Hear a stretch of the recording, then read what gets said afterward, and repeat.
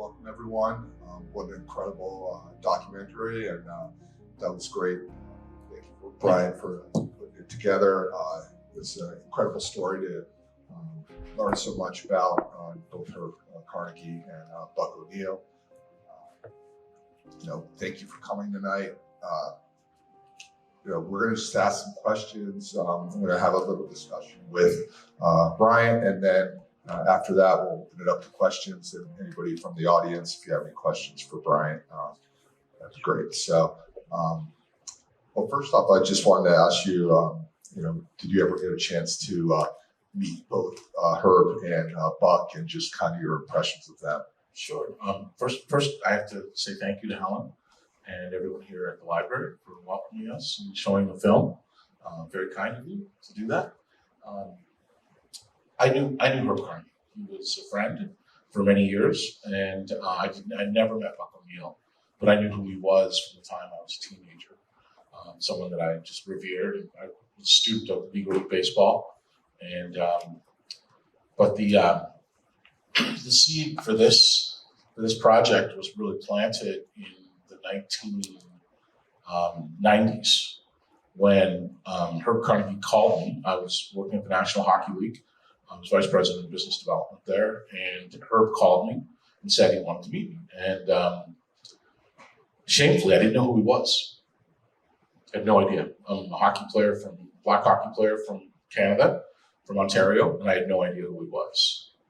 And he came into my office and he told me that story. And I was blown away by the gentleman himself and his presence. He was just an incredible man. And again, I'm just ashamed that I didn't know who he was, right? It was startling to me that people didn't know him. Some people in Southern Ontario, I lived in Northern Ontario, knew who he was. A lot of people did, but it wasn't widespread as to who this gentleman was. And he told me his story, and part of the story that particularly resonated with me was, if you're a hockey fan, Cleveland back will know this, and others here that are hockey fans will know this. The trophy for the most valuable player in the National Hockey League is called the Conn Smythe Trophy. And he was in the film. You could see him. His profile was in the film. He was the owner of the Toronto Maple Leafs, one of the most powerful men at the start of the National Hockey League. And he told me the story of Conn Smythe saying to him when he was 18 years old, "I would pay anyone $10,000 to paint you white." Herb never played a game in the NHL. He cried when he told me that story in my office, and it was just burned a hole in my heart, right? And I never forgot it. So when the opportunity came, when we made that opportunity happen a few years ago to start the Carnegie Initiative, I called Bernice, who's a lifelong friend as well.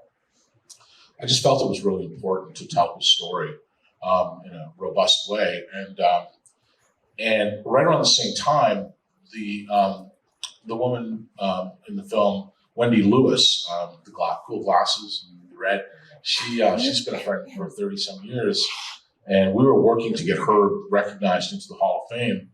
And we caught up. She was at Major League Baseball, I was at the NHL. And then she said, "What are you working on?" We just, we catch up every 6 months or so. And then I told her about Herb Carnegie. She had no idea.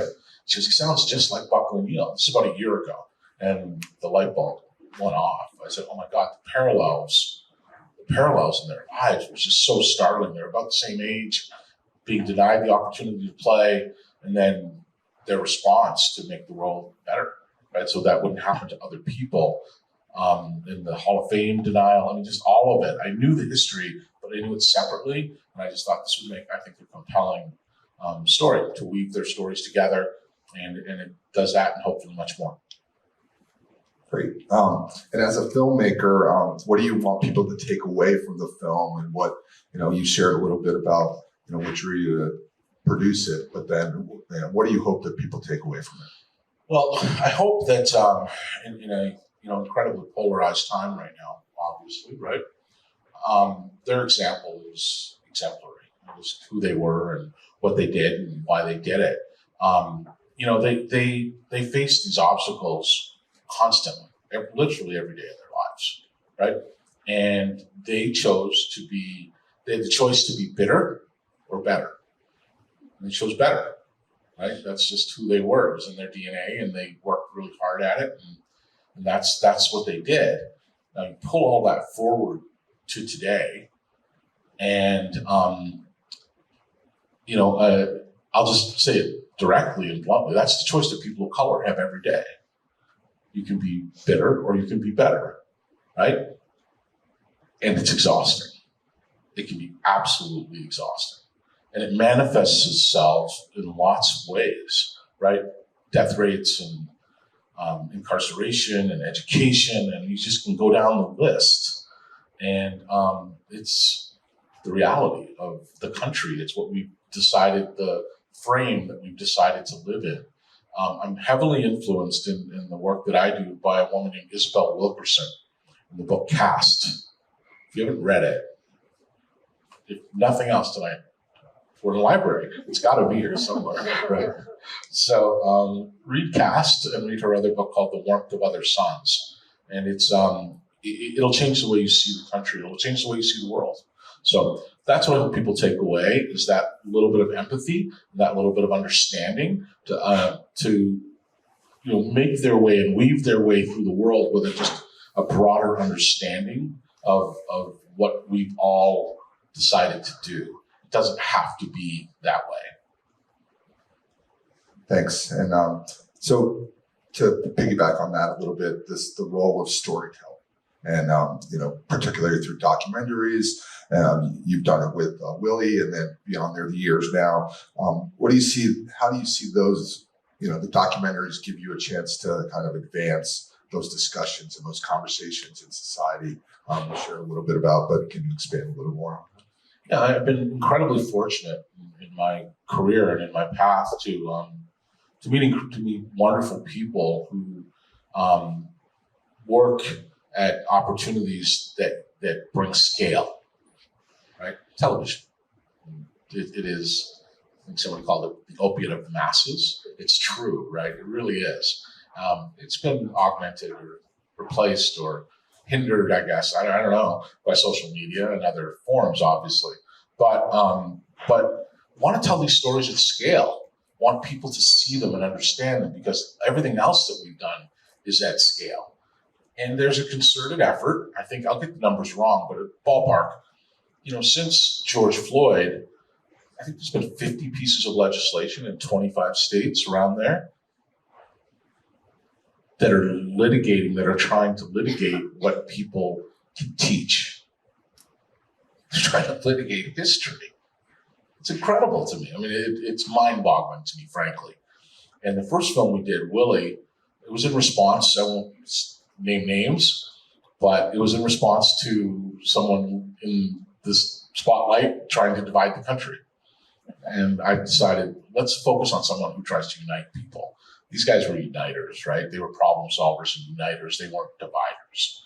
And, the storytelling piece of this is to do that at scale, right? Where everyone sees it, everyone can wrap their head around it, because the other effort is at scale, right? There's a gentleman, I don't know if you've heard his name. If you haven't, you should know his name.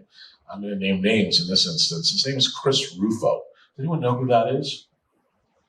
I'm sure you've heard of CRT and the anti-CRT effort, and you've heard the phrase woke being tossed around. This is what this guy does. Some people, there's grassroots. You've heard of this guy's AstroTurf. And he does this. He takes phrases and he twists them to a certain agenda. That's a concerted, real effort. That's what he works on. That's what he gets paid for every day. It's crazy to think about, right? And the way that that's accepted, the way that gets pushed through society, it only happens because of scale.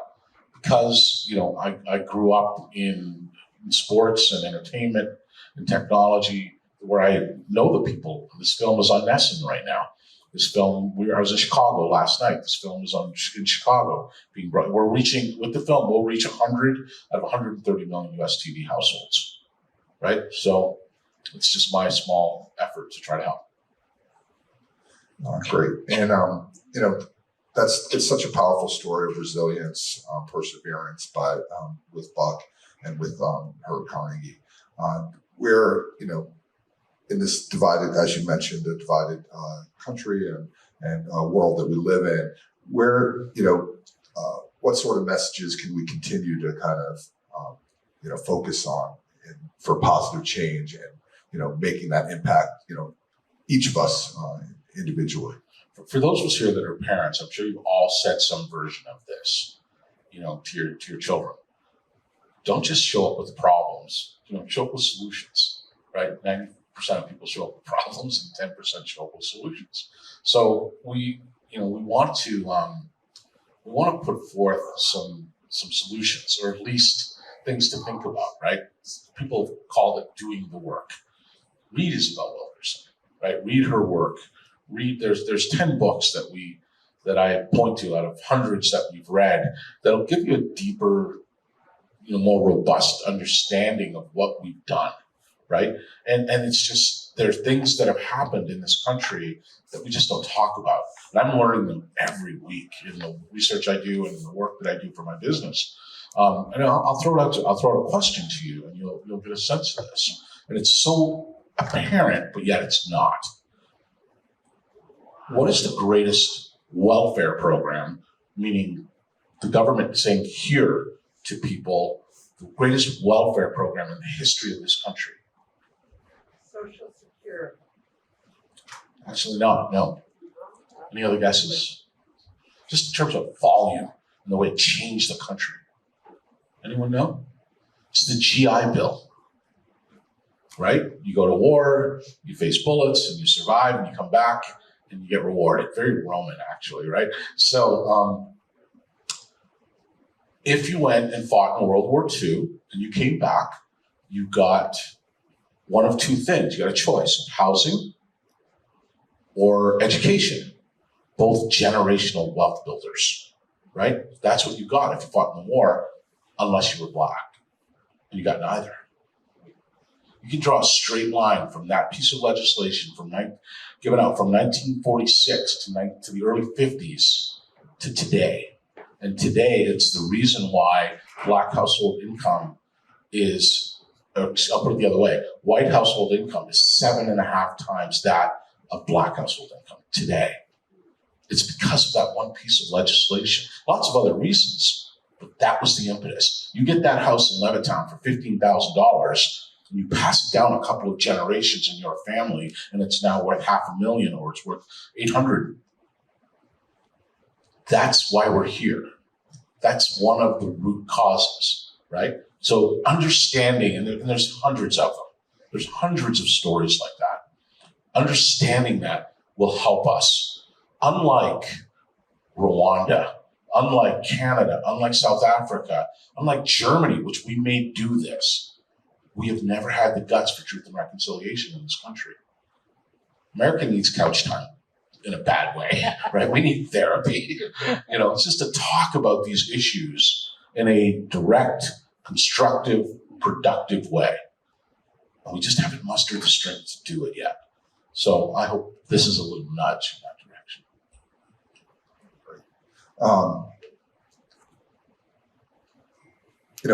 When we talk about sports and how they kind of serve as a platform, they can serve as a platform to unite us, but then also show diversity, inclusion. What sort of message you think? Why did you use, both from your experience, but then these stories of these amazing men, athletes and men? Where do you think that they're, what resonated with you that it can be more of a societal impact? There's a really brilliant professor, Harvard professor in the 1950s named Dr. Gordon Allport. Check him out. Really interesting guy. And a lot of his work was done around how races either work together or do not, right? And he came up with something called contact theory. And what he proved over a period of time, by studying mostly the military, he proved that when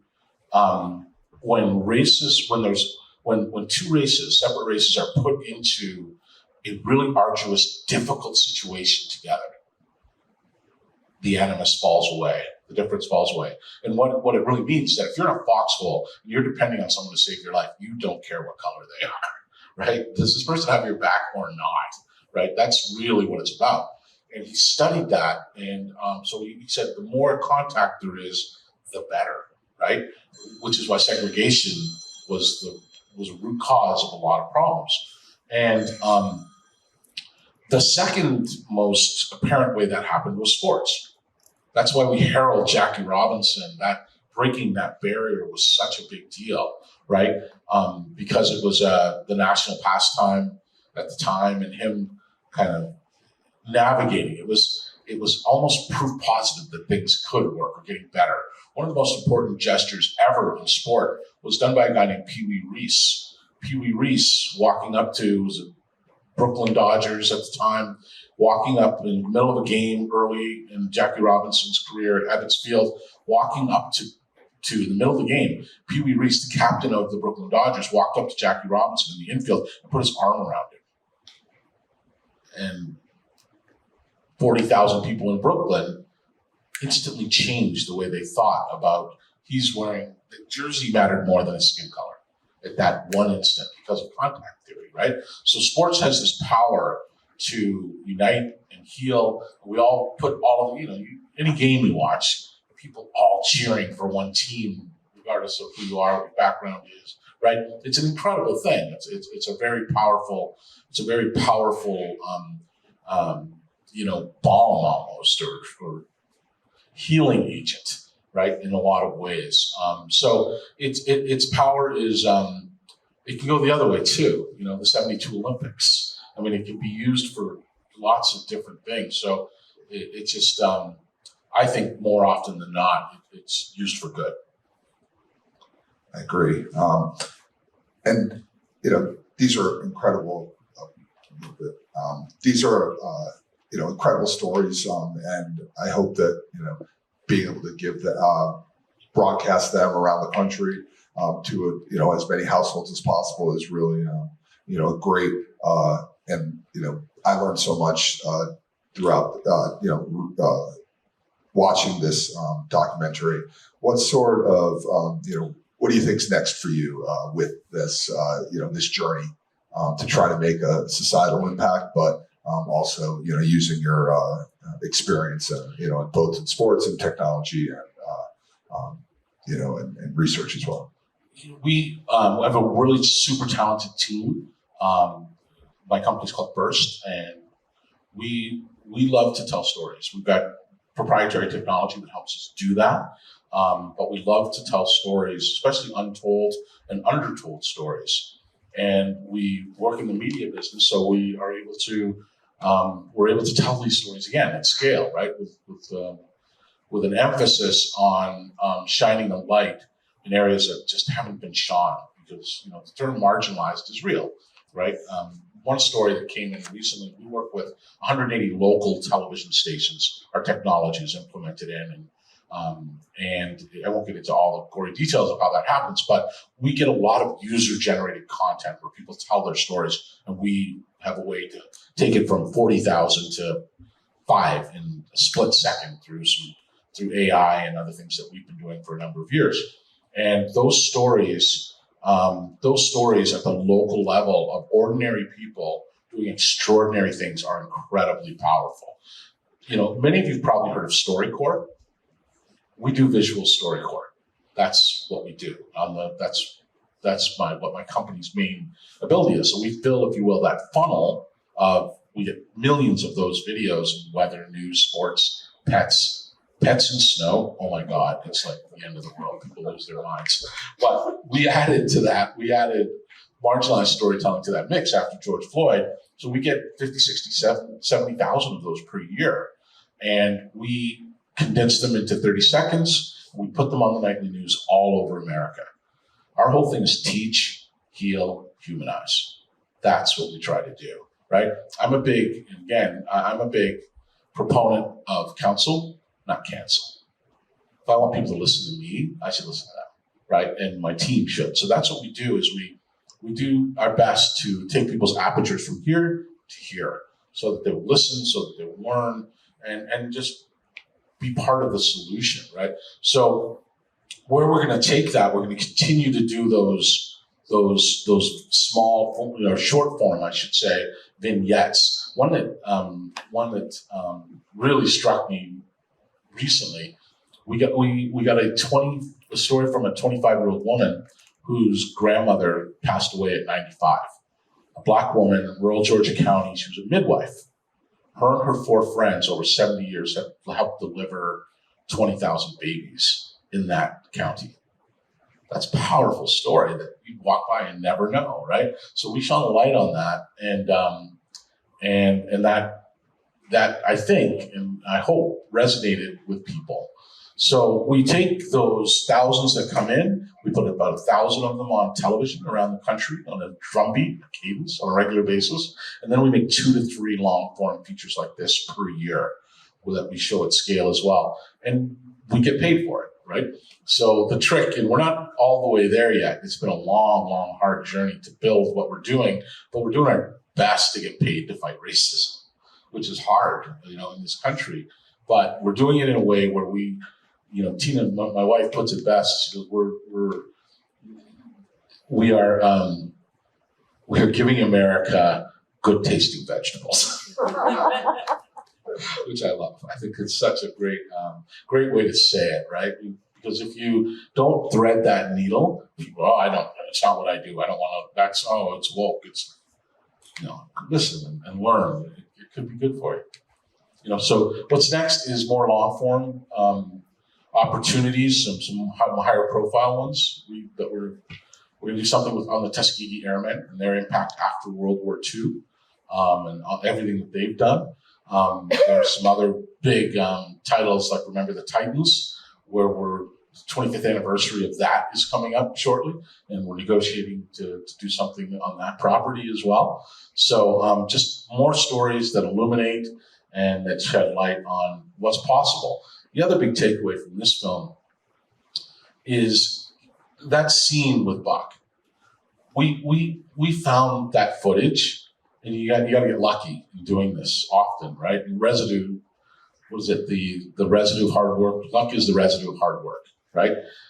We hired this guy in Kansas City to help us shoot some of the footage at the Negro League Museum, and he worked for a local station, camera guy, talented guy. And he called us about 2 weeks later, and he said, "Hey, I saw something in the basement of our station. It said just a box. It said Buck O'Neill on it." That was that footage. I watched it for 3 hours, and it just took my breath away. Here it was dust all over it. It was barely usable. We had to recondition it and get it back to usable form. But there it was, marginalized, like sitting in the basement, covered in dust for 25 years, right? So that allowed us to, people talk about systemic racism, and you get a lot of eye rolls at times, right? People just don't dive in and understand what that means. We found ourselves with the opportunity to have people feel that. And I hope it's a little bit hard to watch, right? That's what we wanted, was for people to be a fly on the wall when poor Buck, this amazing grandfatherly guy, right? Got on this treadmill, did my stretches. I mean, that's who he is, right? That's who he was. And to make people feel that of what he had to endure on a regular basis, that's really hard. And on the flip side, and what we hope is the crescendo that takes you out of the film, was the multicultural group of people in Buck's life and Herb's life who wouldn't stop, who wouldn't give up. They were going to right that wrong as long as it took to do it. And they did. I'm thrilled to have a small part in it. Great, thanks. So we'll open up to questions from the audience. I'm gonna go here first. But sure.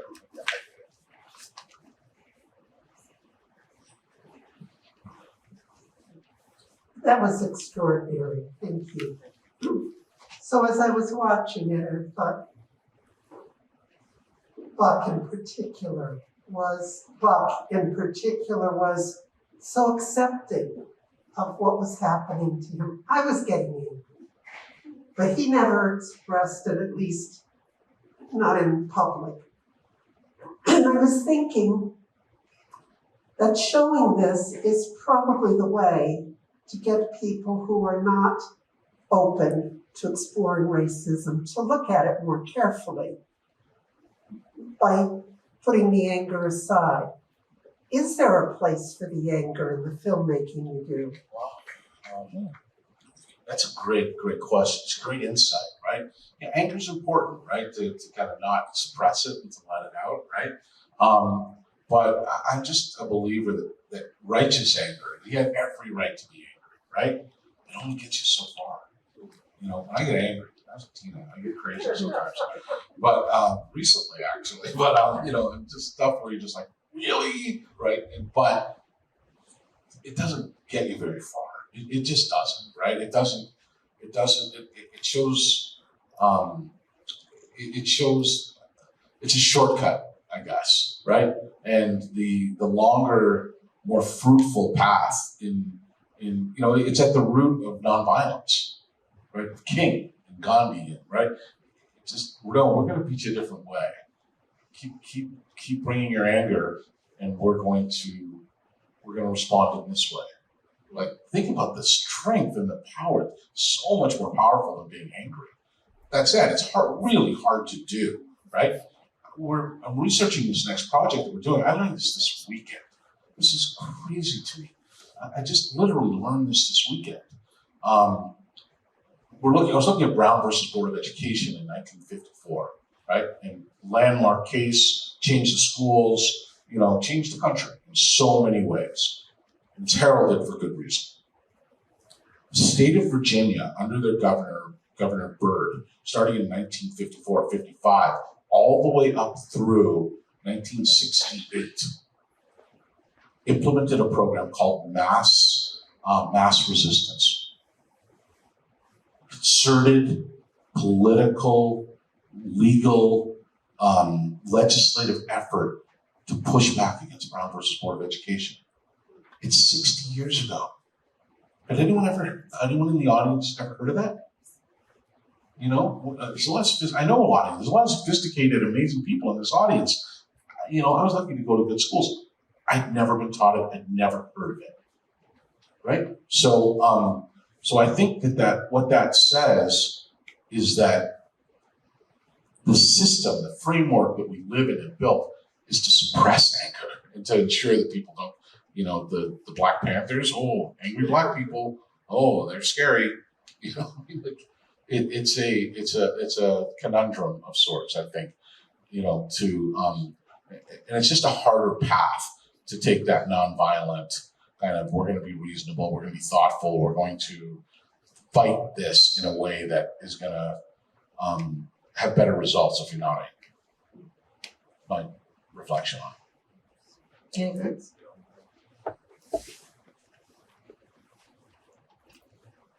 Thank you. My name is Delano Bastien, and I come from Haiti. So when I was watching, by the way, thanks so much for producing. It's a moving piece. And then you mentioned truth and reconciliation. That's a very powerful, important thing. Because I think coming from Haiti with a different cultural perspective and knowing Haitian history, first Black country, whoever fight against the brutal slavery.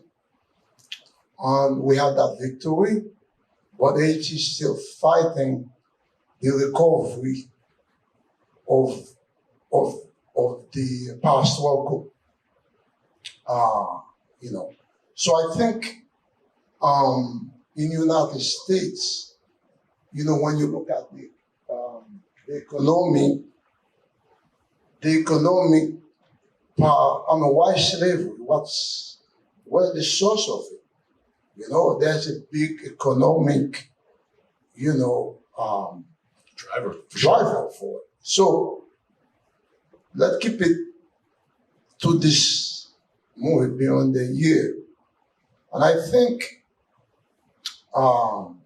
in order as a human being to exist in your power, sometimes you have to not suppress your hunger, but Martin Luther King, clearly people were hungry, but they were doing it in a peaceful way in order to speak truth to power. I think what you're doing to your movie, you're speaking truth to power. And people are entitled as human beings, entitled to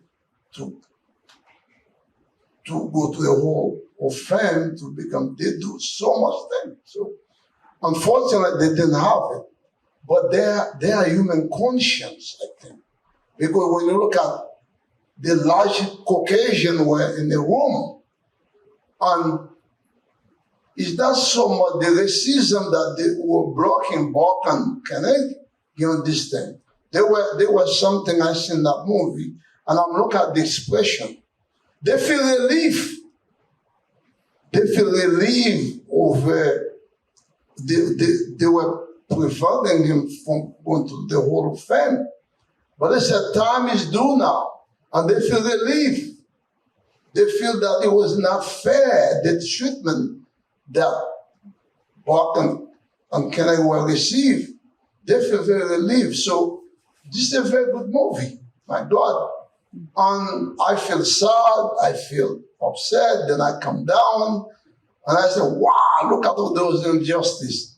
But look, some people were doing it, maybe their parents, whatever, and they said, my God, we got to give those guys what due to them. And so that's telling me that we can have truth and reconciliation. I don't know when it's going to happen until we have that. Racism going to keep thriving, and I think we have to have truth and reconciliation. There were bad things that we did to black people in America, in Haiti. Then we have to come to truth and reconciliation. We did those bad things, and then we have to work together as human beings. And I think this movie, if anything, I come out of it, we need to keep working truth and reconciliation. Thank you. Yeah, I want to touch on two things you said that I thought I want to underline were really important is economics, right?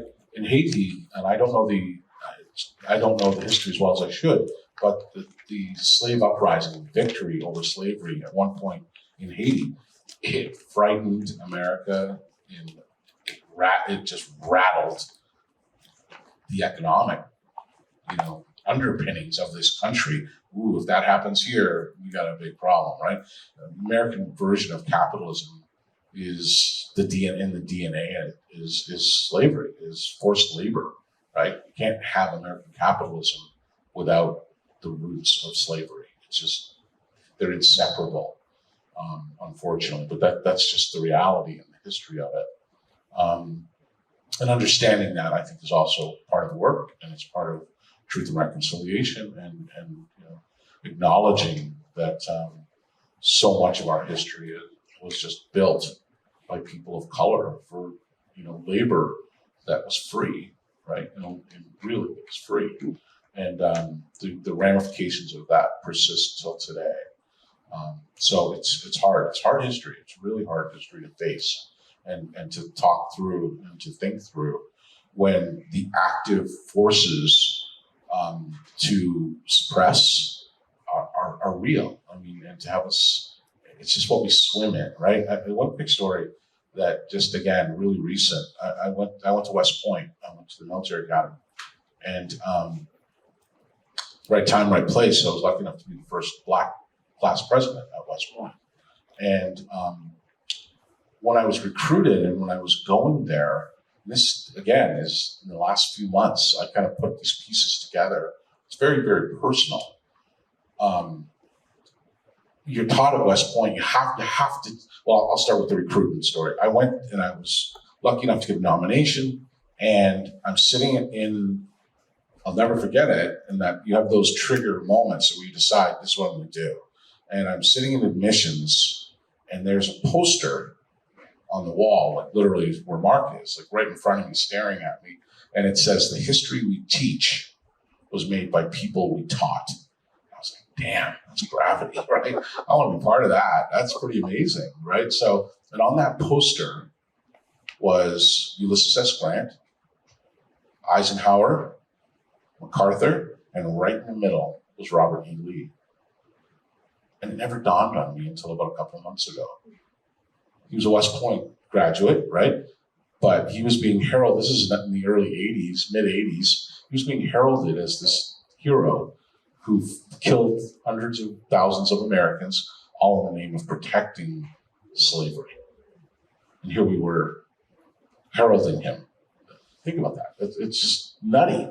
That's what we swim in this country all the time, right? The lost cause is still very, very real. We've never heard of mass resistance, for instance. One more that was just startling to me recently. We have to study military history, obviously, and you gotta, before you graduate, before you move on at West Point, become an officer. And we were taught World War II in intimate detail, like all the battles and what happened. We had to memorize things and learn from them and do all kinds of things around World War II. And the bottom line, the big takeaway was we out logistics, we out manufactured American know-how, American might. That's how we won the war. They left out all the black people who were carrying the bombs and driving the trucks and clearing the roads in Alaska. And I mean, just the stories of the Black War effort we were never taught that. I read a book recently that I just was like, this is crazy that I don't know this, right? And the one thing that really jumped off the page to me was in 1942-43, the history, to your point, 1942-43, there were this is crazy, buckle up, okay? There were over 200 strikes in the United States of white workers. This is the war effort. When the war is hanging in the balance, 42-43, there were over 200 strikes of white workers refusing to work with black workers in the war effort in factories. Almost cost us the war. Building separate barracks, building separate mess halls, building double the taxpayer money. We don't talk about it. We don't teach our kids this. They don't realize it. But think about the insanity of that. There were 100 women working in a fuse-making factory in Detroit. They went on strike for 3 months because they hired 3 black women on the night shift and they refused to use the same bathrooms. That's the truth. The truth that I discovered a couple months ago. Crazy stuff, right? That's all part of our history. Any other questions? Thank you. So earlier you mentioned that it's easier to come, not with problems, but then to come with solutions afterwards. And in the stories of these athletes, like I think here there was a time where you could tell their stories where they had some justice in the sense that they both got to have their recognition. But say, like 5 years ago, they wouldn't have had that recognition. And do you think that you could still, in your mission to have impact with these stories, where do you draw the line between telling stories that have their justice so that you can tell them versus telling a lot more of open-ended stories, the majority of stories that have hardship that haven't had their justice afterwards? Maybe they'd have less of an impact. Where do you draw the line? Yeah, something I haven't really wrestled with, frankly. There's so many stories. We're getting this drumbeat every day, through what we do on television and the collection of all those StoryCorps-like stories. That it's just you tend to get a little numb. Unfortunately, I get a little numb with them where of course, oh Jesus, really? You just get a lot of that where you try not to be. But,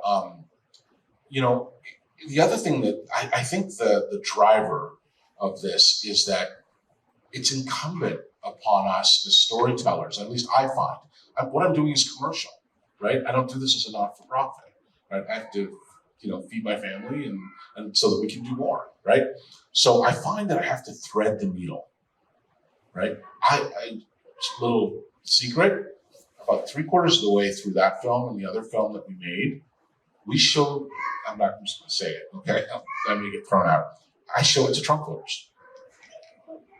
And they walk in, wow, that was great. I'm like, yes, good tasting vegetables. Right? Because they won't otherwise eat the vegetables. So, and the brands that support us, you saw some of the names, JP Morgan Chase, and just big brands that they support us because they know, they trust us enough that we know how to thread that needle.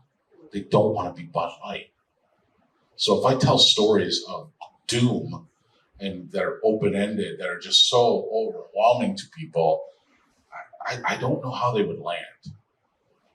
They need to be told, and maybe I'll get to tell them at some point. I don't know, but we're looking for those stories. It's kind of another way to say it. I heard somebody say it last night. I was in Chicago last night doing this. I'm pretty tired, but somebody said, the question they asked, similar to yours, was they said, did you have to decide, make a conscious decision between celebration versus reparation? I was like, whoa, I've never heard it framed that way, but yeah, you do. I just find I'm forced to, in a way. I see reparations in a very simple way. I really do. I mean, I was born in 65. The most important class I mentioned, I went to West Point. I also went to Harvard and some other crazy places, right? First college graduate in my family. But the most important class I ever attended when I was 5 years old, I was in the first Head Start class. And I learned how to read when I was 4 to 5 years old. 5 years old at an accelerated rate. It changed the trajectory of my life and my family's life, right? Head Start is reparations, folks. It is, right? Let's do something about, a dearth of kids who aren't reading at advanced levels, and it changed the country. That mass resistance effort that Virginia had to keep it resulted. You remember the Titans, right? I'll try and get this right. In 1969, 30% of their schools were integrated because of this effective mass resistance effort. By 1971, when the Supreme Court came down in 68, in this one ruling where they forced Virginia to do it, and that resulted in the film Remember the Titans and the integration of T.C. Williams School, right? By 1971, the integration was in the 70s, right? So there's those little pockets that progress isn't linear.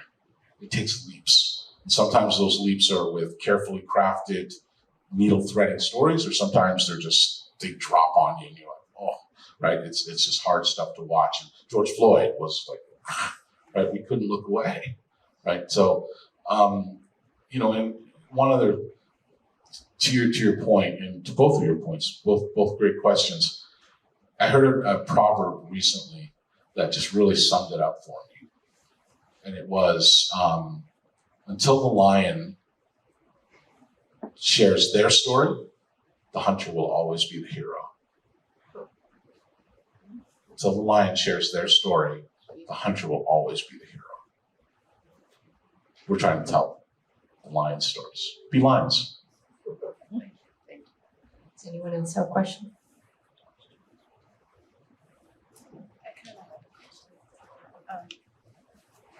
Thanks.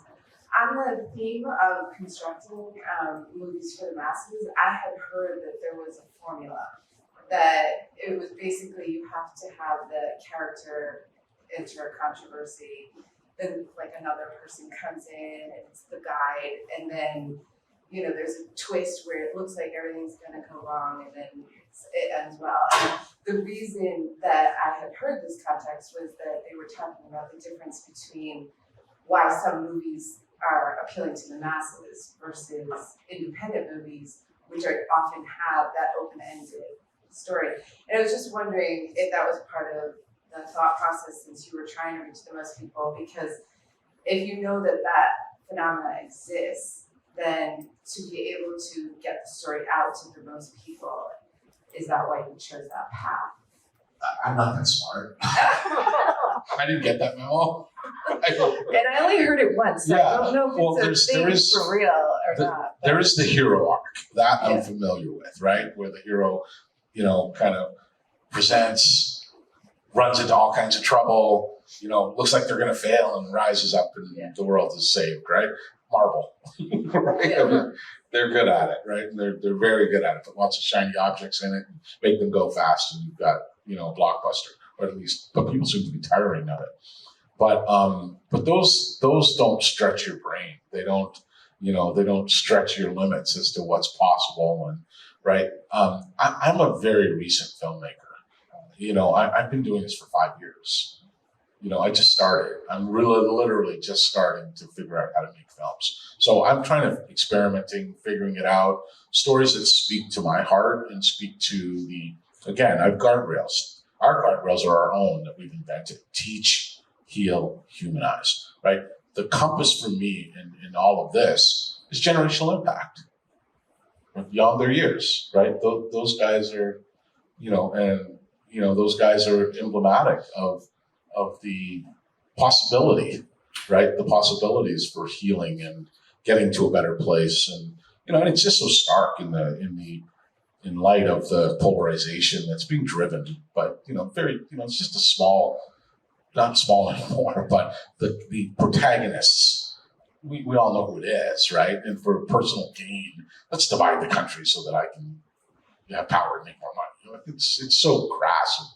Excuse me, it's just so stupid that it's ridiculous to me, right? So, but yet it's powerful, and it's been done before, right? Does anyone know who Father Coughlin is?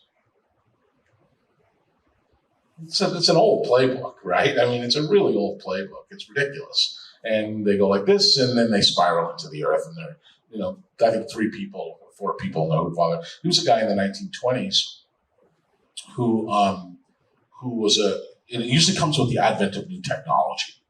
He saw radio, seized radio, and exploded. 1 out of every 3 or 4 Americans listened to him every week.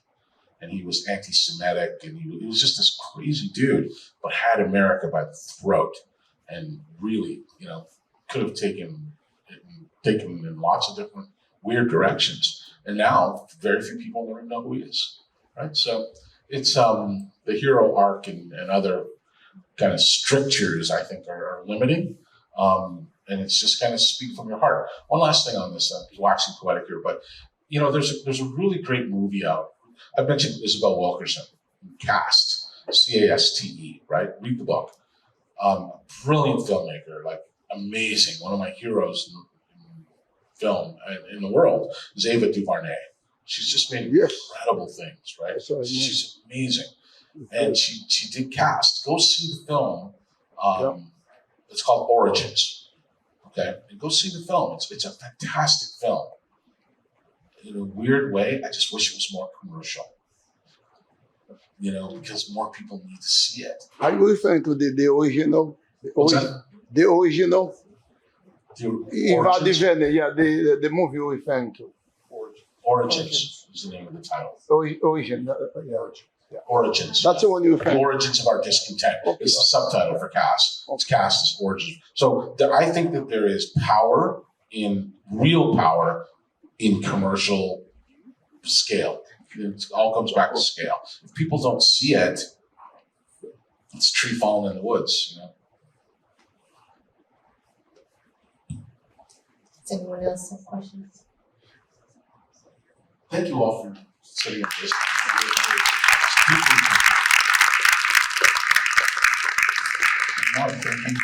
Thank you. And the ABCL for hosting it, Jonathan. Yeah, so I was just going to say, well, thank you so much to the library. First of all, they're hosting us, and Cary Library Foundation and ABCL for partnering with the library for this important program. And most of all, thank you to Brian for producing this incredible film. And I hope and I appreciate you sharing your journey in developing the film and some of the stories regarding it. And I just urge you to keep lighting the light red as you move forward. And I wish you luck in those endeavors. Deeply appreciated. And again, thank all of you.